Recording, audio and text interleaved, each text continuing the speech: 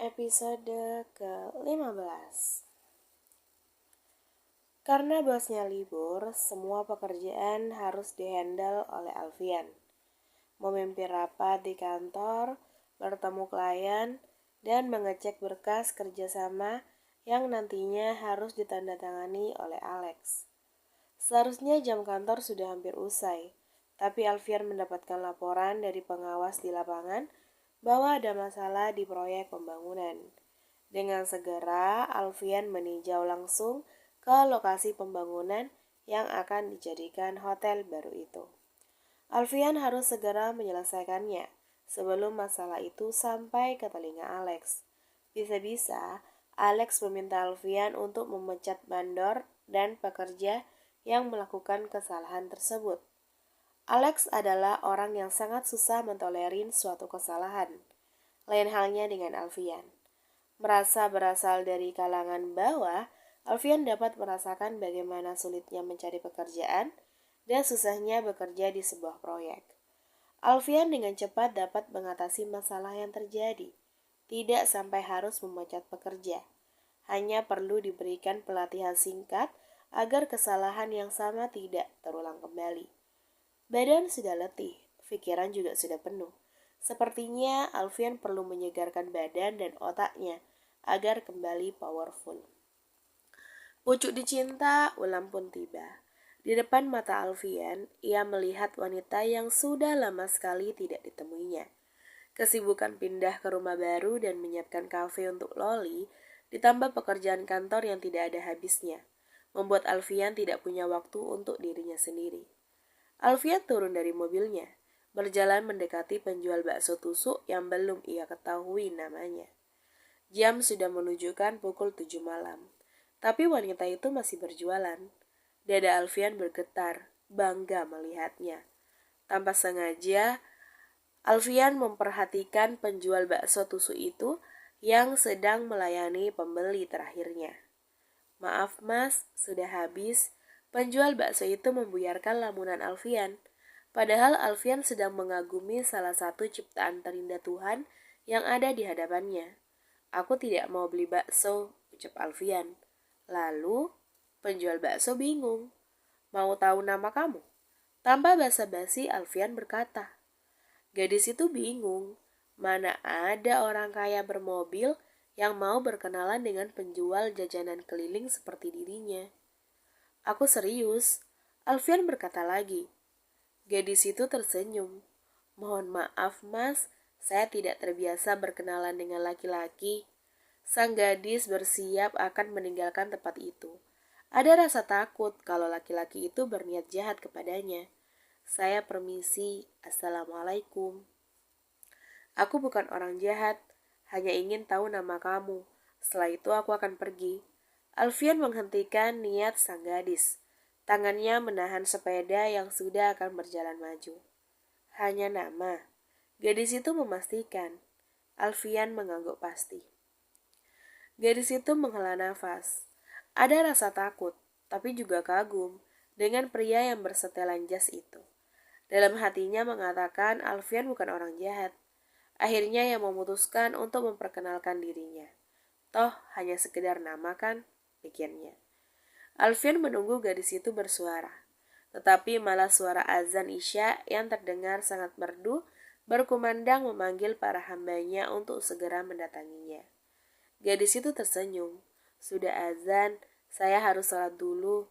Alhamdulillah, pikirnya. Azan membuatnya tidak harus meladeni Alfian lagi. Kita sholat bareng, masjid tidak terlalu jauh.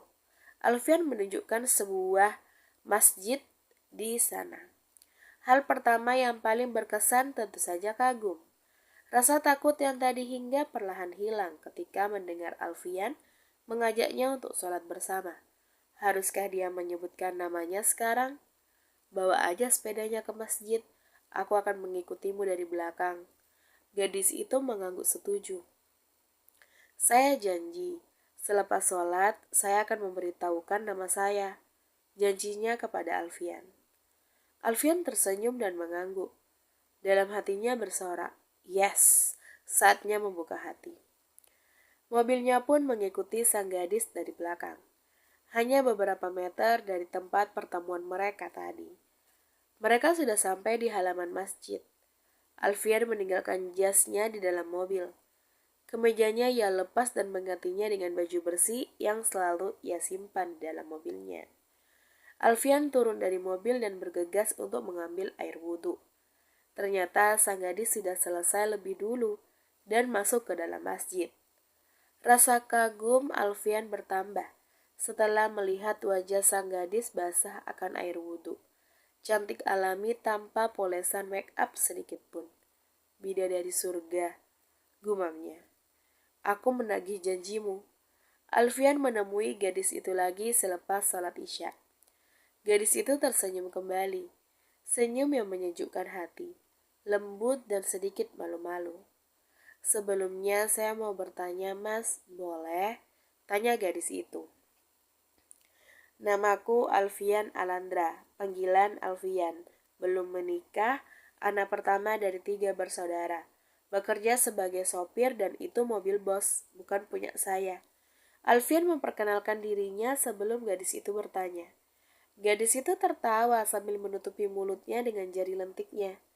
Padahal dia belum mengajukan pertanyaan yang sama sekali. Tapi Alfian sudah menjawabnya dengan detail, bahkan tanpa menutup-nutupi kalau mobil yang ia pakai bukan miliknya. Mas Alfian kenapa ingin mengenal saya? Tidak ada yang istimewa dalam diri saya, Mas. Hanya penjual bakso keliling. Alfian menaikkan kedua alisnya, meminta gadis itu untuk melanjutkan perkataannya. Saya hidup bersama ayah saya. Ibu saya pergi meninggalkan saya sejak saya masih kecil. Saya berjualan karena meneruskan usaha ayah saya dahulu. Ayah saya tidak dapat berjualan kembali karena mengalami cedera di kakinya akibat kecelakaan. Gadis itu melanjutkan ceritanya. Rumahmu di mana? Tanya Alfian. Gak saya bawa, Mas, karena saya kan bukan siput yang suka bawa-bawa rumah. Ditanya serius, gadis itu malah bercanda, membuat Alfian tanpa sengaja tertawa. Untung aja mereka tidak mengobrol di pelataran masjid tadi. Tapi mereka sekarang berada di kursi depan swalayan di depan masjid. Aku serius, aku hanya memastikan kamu pulang dengan aman nanti. Kalau rumahmu jauh dari sini, lebih baik pulang aja sekarang. Kasihan ayahmu sendirian di rumah, terang Alfian. Sang gadis tersenyum kembali. Tidak jauh dari sini, Mas. Itu di gang ketiga dari sini belok kiri, jelasnya. Alfian mengikuti arah yang ditunjuk sang gadis. Tidak terlalu jauh berarti. Masih amanlah untuk mengobrol sebentar lagi. Kuliahmu sudah selesai? Tanya Alfian. Saya memutuskan untuk berhenti kuliah, Mas. Gadis itu menunduk. Ada rasa sedikit sedih terpancar dari raut wajahnya. Kenapa? Tanya Alfian lagi. Saya tidak bisa membagi waktu antara bekerja, kuliah, serta mengurus rumah dan ayah. Alfian mengangguk paham. Dia tahu, pasti sangat sulit hari-hari yang dilewati oleh gadis itu setiap harinya. Dulu ia pernah di posisi itu, bekerja dan bersekolah dalam waktu yang bersamaan. Itu saja terasa berat, apalagi harus ditambah dengan mengurus rumah dan orang tua. Kamu wanita hebat, puji Alfian. Saya biasa aja, Mas, hanya menjalankan takdir Allah yang sudah digariskan untuk saya. Kamu mau mengubah nasibmu dan melanjutkan cita-citamu enggak?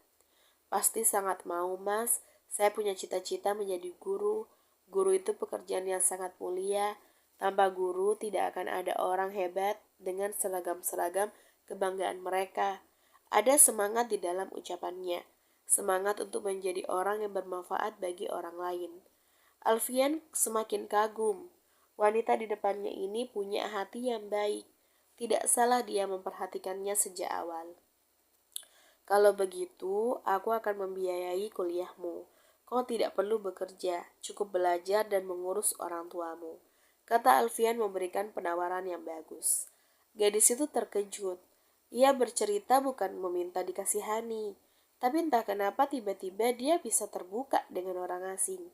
Apakah karena Alfian adalah pria pertama yang mendekatinya dengan tulus? Tidak memandang remeh dirinya serta keluarganya. Maaf, Mas, saya tidak bisa menerimanya. Saya permisi, sudah malam. Saya harus pulang. Assalamualaikum. Gadis itu merasa sudah cukup lama berbicara dengan Alfian.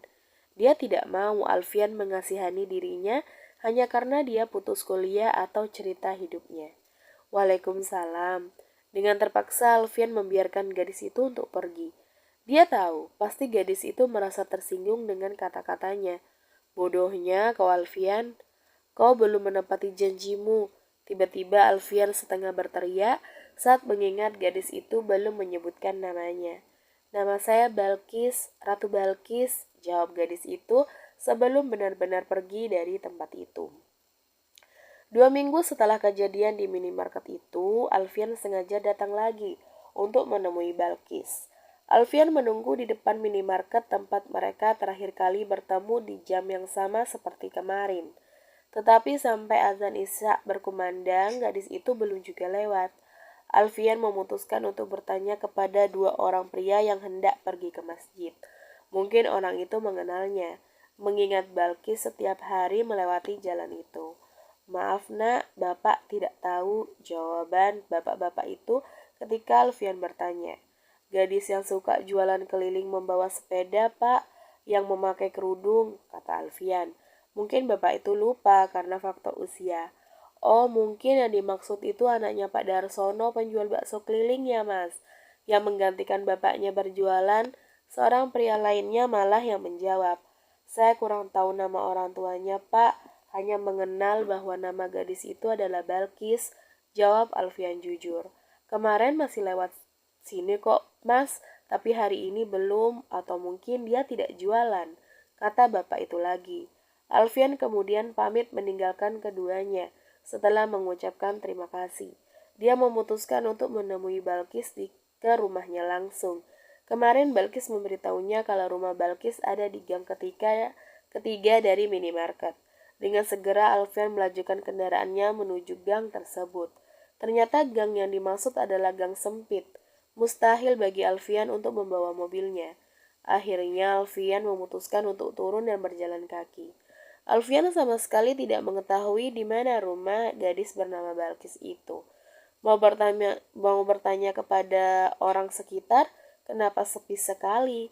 Alfian pun berjalan semakin masuk ke dalam gang, menyusuri jalan yang sedikit basah sisa hujan tadi sore. Akhirnya Alfian menemukan sebuah warung kopi yang masih buka. Warung itu sepi, tidak ada pembelinya. Bu, minta kopinya 1. Alfian memesan kopi di warung itu. Tidak enak kan kalau bertanya langsung. Setidaknya Alfian memberikan sedikit rezeki dengan membeli dagangannya. Mas bukan orang sini ya? Tanya Bu Tati. Penjual kopi seraya meletakkan segelas kopi di atas meja depan Alfian. Soalnya wajahnya asing, tambahnya lagi.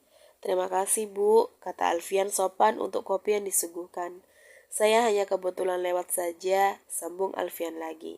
Bu Tati manggut-manggut dan melihat penampilan Alfian, sudah bisa menebak kalau pembeli kopinya itu bukan orang sembarangan. Monggo dinikmati kopinya mas, saya ke dalam dulu. Bu Tati sudah akan melangkah masuk.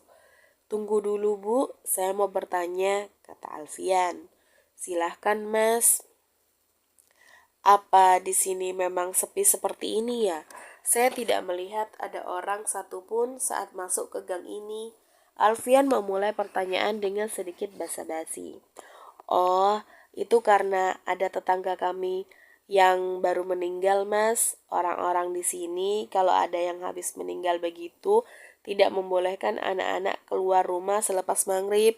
Biasanya mah ramai di gang ini, banyak anak kecil pada main, hanya bapak-bapaknya aja yang keluar tahlilan ke rumah duka.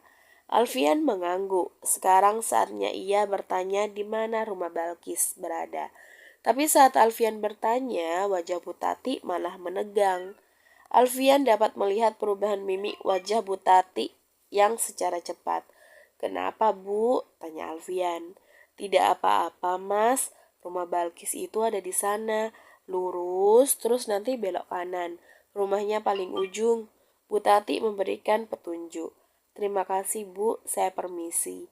Alfian mengambil uang 100.000 rupiah dan meletakkannya di bawah gelas kopi.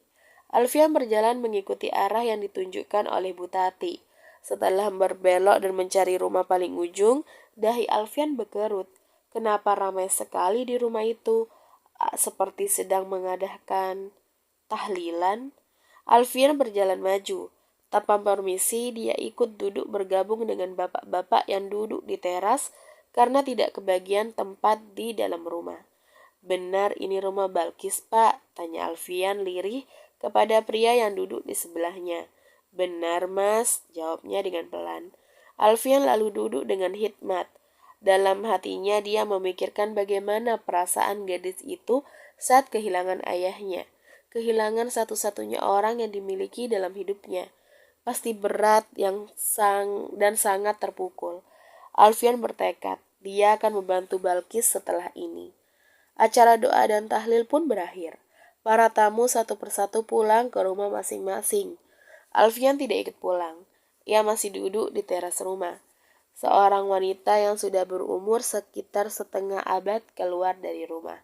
Menemui Alfian yang sedari tadi hanya duduk dan tidak ikut pulang bersama para jemaah lainnya. Nak, mau masuk? Tawar Asih, kakak dari ayahnya Balkis. Alfian mendongak. Boleh, Bu, jawabnya. Alfian lalu masuk dan menyalami orang-orang yang tersisa di ruang tamu. Ada dua lelaki setengah baya di sana, tapi yang satu tampak yang paling sedih. Matanya memancarkan aura kesedihan yang sangat mendalam. Siapa orang ini? Oh, mungkin adik dari almarhum. Pikiran Alfian berkata begitu. Setelah mempersilahkan Alfian untuk duduk di karpet, Asih kembali ke belakang, membereskan piring-piring sisa jamuan dan tamu-tamunya tadi. Seorang pria bernama Amin bertanya kepada Alfian, Anak Mas, ini temannya Balkis? Tanya Amin, pria yang terlihat lebih tegar dari pria di sampingnya. Alfian mengangguk. Betul, Pak. Saya datang kemari untuk bertemu dengan Balkis. Saya ingin memberikan beberapa buku pelajaran untuknya agar Balkis dapat belajar kembali. Kebetulan mata kuliah yang diambil Balkis sama dengan saudara saya. Bukunya ada di mobil, nanti biar saya bawakan kemari. Tapi malah ternyata di rumah ini sedang berduka. Maaf, saya tidak tahu, tutur Alfian. Mendengar ucapan Alfian, bapak-bapak yang sedari tadi diam itu malah menangis. Tubuhnya bergetar, tampak sekali seperti orang yang benar-benar sedang kehilangan sesuatu yang sangat berharga. Sabar, Dar, sabar. Amin menepuk-nepuk pundak Darsono memberikan kekuatan. Nak, panggil Amin kepada Alfian. Iya, Pak. Kami berterima kasih atas niat baikmu, tapi kami rasa sekarang Balkis sudah tidak membutuhkan buku-buku itu lagi. Yang Balkis butuhkan hanyalah doa, ucap Amin. Alfian tidak mengerti. Tentu saja Alfian akan mendoakan Balkis agar gadis itu bisa melanjutkan cita-citanya. Dengan dia memberikan buku-buku pelajaran, akan membuat semangat Balkis kembali bangkit. Alfian juga tidak main-main dengan ucapannya. Dia akan membantu membiayai kuliah Balkis sampai lulus. Untuk itulah Alfian datang dan mencari rumah Balkis saat ini. Ini salahku, Min, karena Balkis tidak bisa melanjutkan kuliahnya. Karena aku kecelakaan, Balkis harus keliling berjualan menggantikanku. Aku orang tua tidak berguna. Lebih baik aku yang mati. Balkis masih muda. Masa depannya masih panjang. Balkis belum pernah bahagia. Darsono berbicara sambil menangis. Mendengar ucapan Darsono, kenapa hati Alfian menjadi takut? Menggantikan posisi berjualan. Orang tua. Apa maksudnya? Apa bapak adalah ayahnya Balkis? Tanya Alfian memberanikan diri. Iya, Nak, ini Darsono, adik dari istri saya, ayahnya Balkis. Jelas Amin. Lalu yang meninggal? Tanya Alfian. Ia sebenarnya sangat takut untuk menanyakan hal itu. Takut akan jawaban yang diberikan sama dengan apa yang dipikirkan. Amin terdiam sesaat, melihat Darsono yang masih sesegukan sambil menunduk. Lalu kembali menatap Alfian yang menunggu jawabannya dengan wajah yang tegang. Yang meninggal, Balkis, Nak, jawab Amin dengan sedih. Alfian terkejut, tidak menyangka pertemuan dengan Balkis di minimarket itu adalah pertemuan yang terakhir kalinya. Pertemuan singkat yang membuat Alfian dapat mengenal sosok wanita tangguh menjalani kehidupan, mengorbankan cita-citanya demi mengurus orang tuanya. bekerja tanpa meninggalkan kewajibannya sebagai seorang hamba Allah. Sosok wanita solehah dengan balutan busana muslim di tubuhnya. Balkis, namamu ada di lubuk hati terdalam sebagai cinta pertama dari seorang pria yang bernama Alfian Alandra.